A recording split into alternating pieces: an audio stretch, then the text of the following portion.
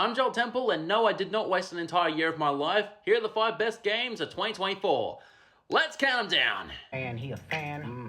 He a fan, he a fan, he a...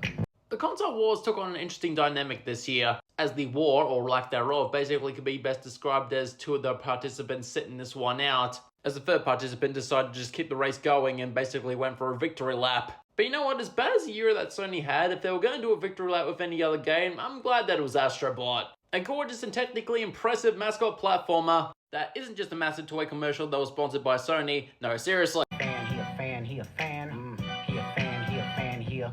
After Liza P came along and showed that, hey, turns out Souls like do indeed have a lot of mileage left in them.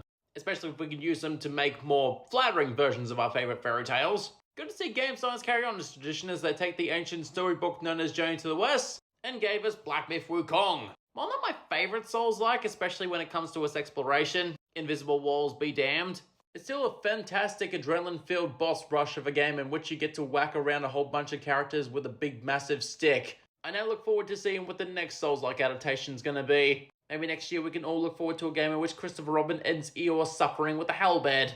Fan, he a fan, he a fan. He a fan, he a fan, he a... But so far, the entrants on this list are looking a little bit too happy-clappy for my taste. So how about we change gears and talk about being paralysed after a workplace accident in the middle of space?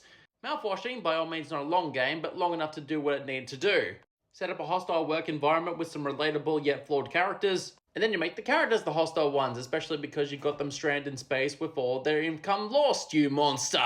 And if nothing else, it just serves as a grave cautionary tale of what happens when you try to use aftermarket mouthwash as a drinks mixer. Fan, he a fan, he a fan. He a fan, he a fan, he a...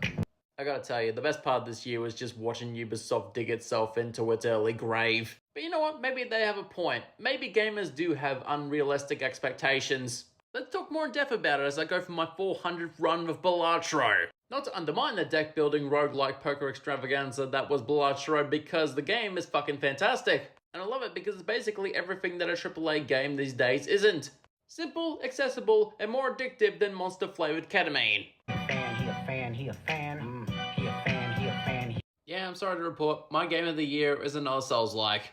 Yes, I believe it's better than Black Myth Wukong. And no, surprisingly, Shadow of the Oak Tree is not on this list, even though it was kind of tempted. But here's the thing, people, I love my Souls-likes, but I also love my puzzle platformers with unique collectibles, but I also love my games with some good gosh darn sense of humour, damn it.